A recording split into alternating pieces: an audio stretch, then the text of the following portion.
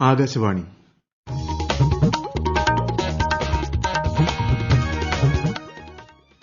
നമസ്കാരം. പ്രാദേശിക വാർത്തകൾ വായിക്കുന്നത് നരേന്ദ്രമോഹൻ. പ്രധാന വാർത്തകൾ. സംസ്ഥാനത്ത് ഇന്ന് 6293 പേർക്ക് കോവിഡ് സ്ഥിരീകരിച്ചു. 4749 പേർ രോഗമുക്തി നേടി. സംസ്ഥാനത്ത് കോവിഡിന്റെ പുതിയ ഘട്ടം ആരംഭിച്ചതായും വരുന്ന രണ്ടാഴ്ച നിർണായകമാണെന്നും ആരോഗ്യമന്ത്രി. കോവിഡ് സാഹചര്യത്തിൽ നിർത്തിവച്ച കെഎസ്ആർടിസി സർവീസുകൾ ജനുവരി പകുതിയോടെ സാധാരണ നിലയിലെത്തുമെന്ന് ഗതാഗത മന്ത്രി. ഗോവ രാജ്യാന്തര ചലച്ചിത്രമേളയിലെ ഇന്ത്യൻ പനോരമ വിഭാഗത്തിലേക്ക് തിരഞ്ഞെടുക്കപ്പെട്ട ചിത്രങ്ങൾ പ്രഖ്യാപിച്ചു.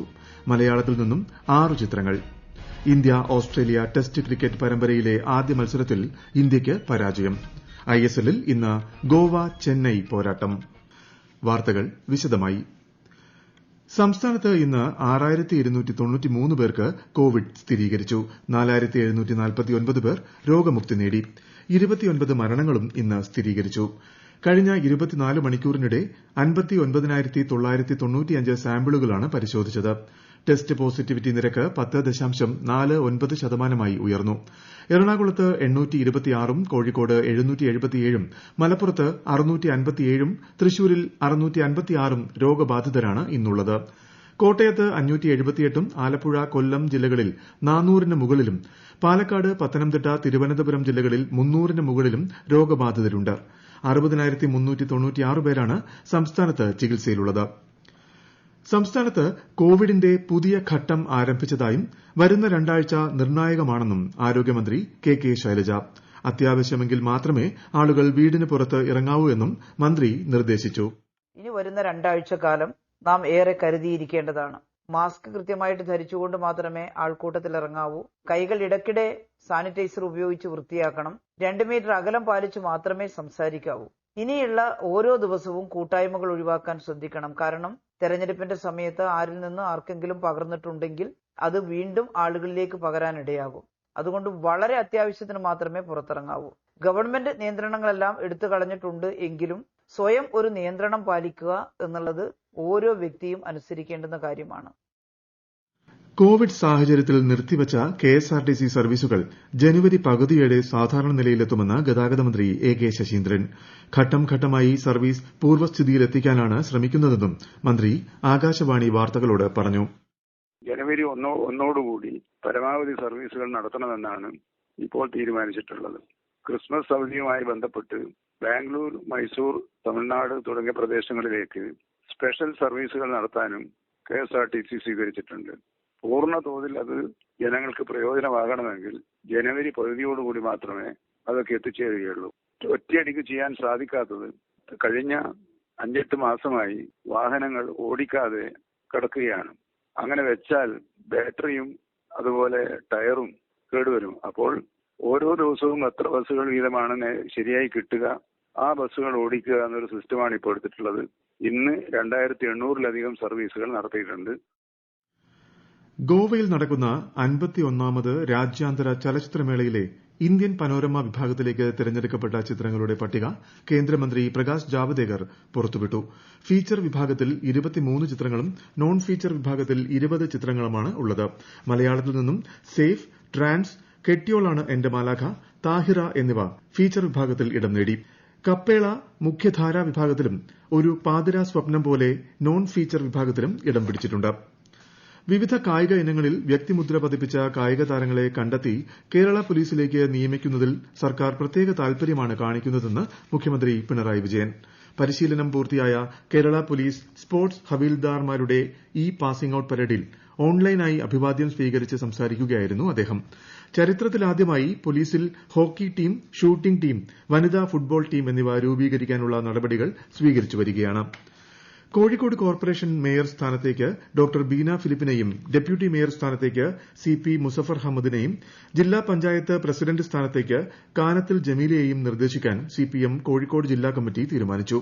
ജില്ലാ പഞ്ചായത്ത് മുൻ പ്രസിഡന്റാണ് ജമീല. ഈ മാസം 28-നാണ് മേയർ, പ്രസിഡന്റ് സ്ഥാനങ്ങളിലേക്കുള്ള തിരഞ്ഞെടുപ്പ് നടക്കുന്നത്. ഈ വാർത്തകൾ ആകാശവാണിയിൽ നിന്ന്. കൊറോണ ആശങ്കയല്ല, ജാഗ്രതയാണ് വേണ്ടത്. കേന്ദ്ര ആരോഗ്യ മന്ത്രാലയം പുറപ്പെടുവിക്കുന്ന നിർദ്ദേശങ്ങൾ. ജനങ്ങൾ കൂട്ടം കൂടുന്നത് ഒഴിവാക്കുക. ഇടയ്ക്കിടെ കൈകൾ സോപ്പും വെള്ളവും ഉപയോഗിച്ചോ സാനിറ്റൈസർ ഉപയോഗിച്ചോ വൃത്തിയാക്കുക. നിർബന്ധമായും മാസ്ക് ധരിക്കുക. പനിയോ ചുമയോ ശ്വാസതടസ്സമോ തുടരുന്ന സാഹചര്യത്തിൽ വൈദ്യസഹായം തേടുക. കൊറോണയെ സംബന്ധിച്ച വിവരങ്ങൾക്ക് ആരോഗ്യ മന്ത്രാലയത്തിന്റെ 1075 ലും ദിശയുടെ 1056 ബന്ധപ്പെടാം. മാർച്ച് 17 ആരംഭിക്കുന്ന SSLC പരീക്ഷ ഉച്ചയ്ക്കു ശേഷവും രണ്ടാം വർഷ ഹയർ സെക്കൻഡറി VHSE പരീക്ഷകൾ രാവിലെയും നടത്താൻ തീരുമാനം. പരീക്ഷയുടെ ആരംഭത്തിലുള്ള കൂൾ ഓഫ് ടൈം 15 മിനിറ്റിൽ നിന്നും വർദ്ധിപ്പിക്കുന്ന കാര്യം പരിഗണിക്കും. പരീക്ഷയിൽ ഊന്നൽ നൽകേണ്ട പാഠഭാഗങ്ങളുടെ കാര്യത്തിൽ തീരുമാനമെടുക്കാൻ പൊതുവിദ്യാഭ്യാസ ഡയറക്ടറെയും SCERT ഡയറക്ടറെയും ചുമതലപ്പെടുത്തിയിട്ടുണ്ട്.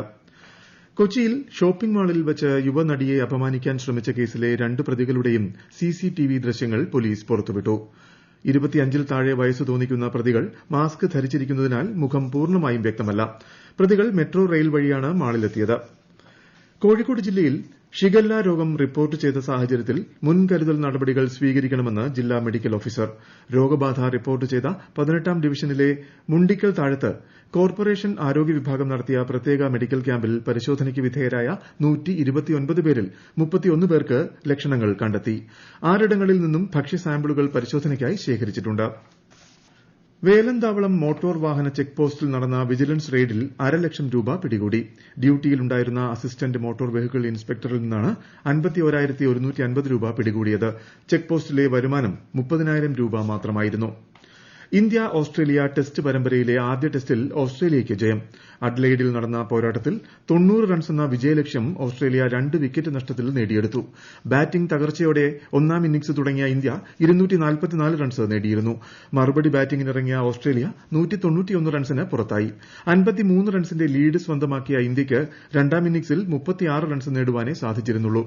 ചരിത്രത്തിലെ തന്നെ ഇന്ത്യയുടെ ഏറ്റവും കുറഞ്ഞ സ്കോറാണ് ഇത്. ISLൽ ഇന്ന് ഗോവ ചെന്നൈയിൻ പോരാട്ടം. ഗോവയിൽ രാത്രി 7:30-നാണ് മത്സരം ആരംഭിക്കുക.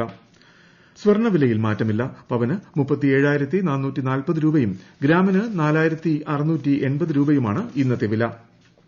സംസ്ഥാനത്തെ പുനരധിവാസ സ്ഥാപനങ്ങളിലെ അന്യസംസ്ഥാനക്കാരായ താമസക്കാരെ സ്വന്തം സംസ്ഥാനത്തെത്തിക്കുന്ന പ്രത്യാശ പദ്ധതിക്ക് 29.3 ലക്ഷം രൂപയുടെ അനുമതി നൽകിയതായി മന്ത്രി KK ശൈലജ.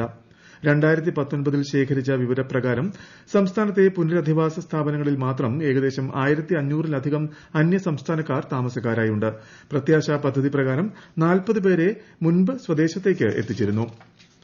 പ്രവർത്തനം കുറഞ്ഞ് നഷ്ടക്കണക്കുകൾ മാത്രം പറഞ്ഞിരുന്ന പാലക്കാട്ടെ പൊതുമേഖലാ വ്യവസായ സ്ഥാപനം മലബാർ സിമന്റ്സ് ലാഭത്തിലായതായി വ്യവസായ മന്ത്രി EP ജയരാജൻ. 1.2 കോടി രൂപ ലാഭം നേടിയ സ്ഥാപനം 6 കോടിയുടെ പ്രവർത്തന ലാഭവും കൈവരിച്ചു. ഓഗസ്റ്റിൽ 3 കോടിയായിരുന്നു സ്ഥാപനത്തിന്റെ പ്രവർത്തന ലാഭം. സർക്കാർ ഓഫീസുകളും പൊതുമേഖലാ സ്ഥാപനങ്ങളും ഹരിത ഓഫീസുകളാകുന്നതിന്റെ പ്രഖ്യാപനവും ഗ്രീൻ സർട്ടിഫിക്കേഷൻ വിതരണവും ജനുവരി 26-ന് നടക്കും. പ്രധാന വാർത്തകൾ വീണ്ടും. സംസ്ഥാനത്ത് ഇന്ന് 6,293 പേർക്ക് കോവിഡ് സ്ഥിരീകരിച്ചു. 4,749 പേർ രോഗമുക്തി നേടി. സംസ്ഥാനത്ത് കോവിഡിന്റെ പുതിയ ഘട്ടം ആരംഭിച്ചതായും വരുന്ന 2 ആഴ്ച നിർണായകമാണെന്നും ആരോഗ്യമന്ത്രി. കോവിഡ് സാഹചര്യത്തിൽ നിർത്തിവച്ച KSRTC സർവീസുകൾ ജനുവരി പകുതിയോടെ സാധാരണ നിലയിലെത്തുമെന്ന് ഗതാഗത മന്ത്രി.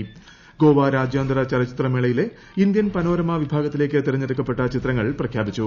മലയാളത്തിൽ നിന്നും 6 ചിത്രങ്ങൾ. ഇന്ത്യ ഓസ്ട്രേലിയ ടെസ്റ്റ് ക്രിക്കറ്റ് പരമ്പരയിലെ ആദ്യ മത്സരത്തിൽ ഇന്ത്യയ്ക്ക് പരാജയം. ISLൽ ഇന്ന് ഗോവ ചെന്നൈയിൻ പോരാട്ടം.